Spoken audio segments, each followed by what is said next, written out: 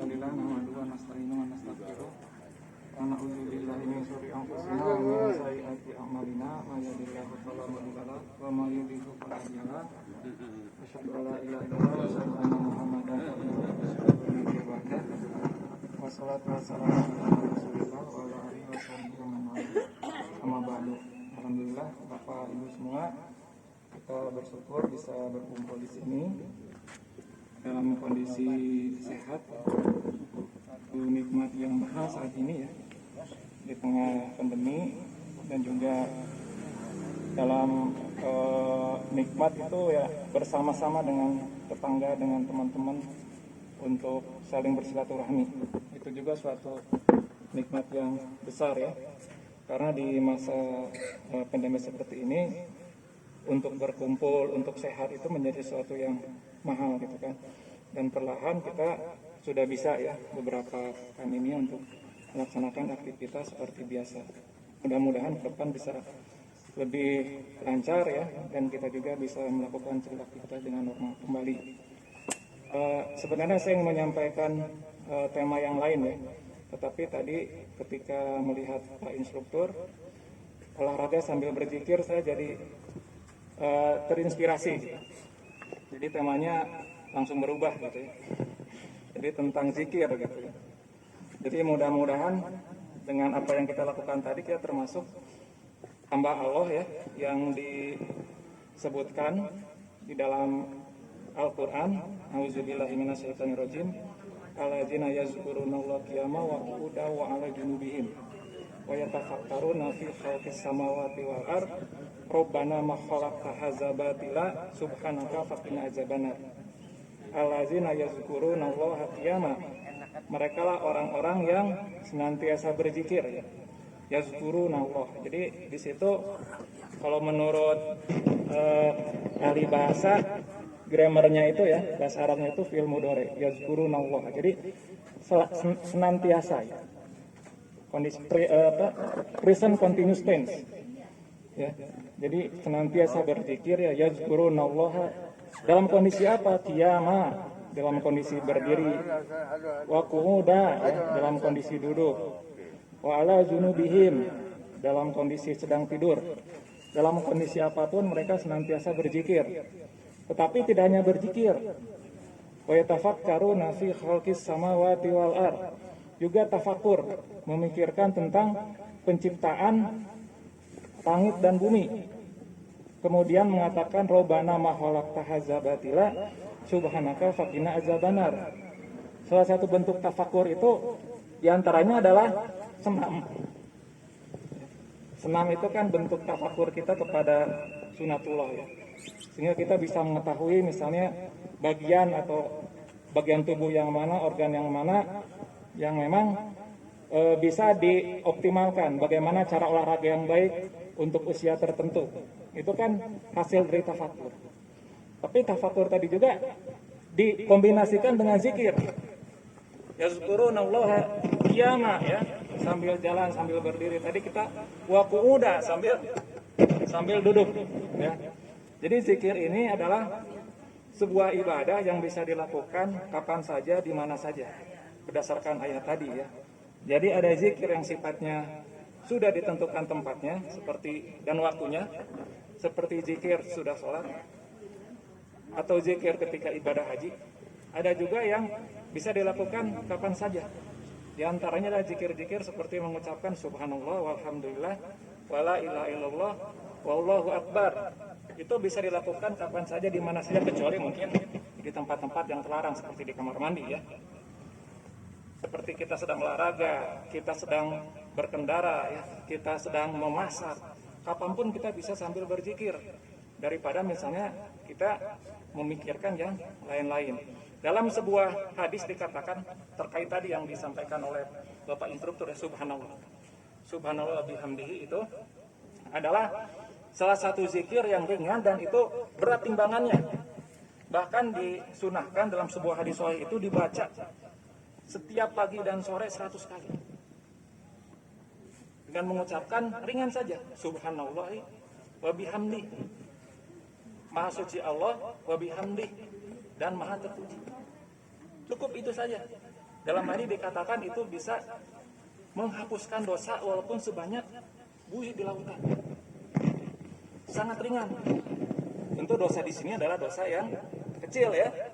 Dosa yang tidak sengaja seperti pandangan, ucapan yang tidak sengaja menyakiti orang lain ya, tidak sengaja pendengaran mendengar ya sesuatu yang memang tidak boleh, terutama mungkin dalam kondisi sekarang itu seperti pandangan ya, melihat yang memang tidak diperbolehkan dengan tidak disengaja. Itu dengan zikir itu terhapus dosanya. Walaupun kalau bicara kita dosa besar ya memang harus taubat. Tidak cukup dengan hanya sekedar zikir atau istighfar ya. Nah, jadi zikir itu bisa dilakukan kapan saja, pahalanya besar, mudah ya. Firman Allah, wazkurullaha katsiran la'allakum tuflihun. Dan memperbanyaklah zikir ya, supaya kamu semua beruntung. Beruntung itu artinya kita akan memperoleh di samping pahala di dunia dan juga pahala di akhirat. Pahala di dunia, di akhirat dan juga di dunia. Apa misalnya? Ketenangan. Ala bizikrillahi tatmainnul qulub. Karena dengan berzikir itulah maka hati kita menjadi tenang. Itu obat. Karena ketenangan itu katanya setengah dari obat. Yang membuat kita banyak sakit itu sekarang takut katanya. Panik gitu. Banyak hoax gitu ya. Jadi takut gitu ya. Obatnya apa ya? Ya di samping kita seleksi berita ya, obatnya zikir gitu. Karena sudah disampaikan oleh Allah, ala bizikrillahi tatmainnul qulub. Banyak yang kita itu tidak tahu ya, dibandingkan yang kita tahu apa yang akan terjadi, apa yang akan menimpa kita ya, tentang rezeki kita, semuanya gaib. Kita semakin tenang ya, semakin yakin ketika kita memperbanyak berzikir. Dan zikir itu bisa dilakukan oleh siapa saja dan mudah dan ringan seperti tadi. Subhanallah bihamdi. Subhanallahil azim ya. La ilaha illallah anta subhanaka inni kuntu minaz zalimin. Ya.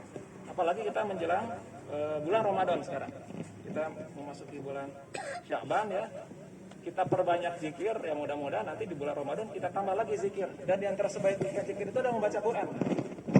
Ya, dalam sebuah hadis dikatakan bahwa sebaik-baiknya zikir itu adalah membaca Quran. Dari kalau kita belum hafal Quran, ya, kita bisa berzikir di mana saja dengan kalimat-kalimat zikir yang tadi, yang mudah.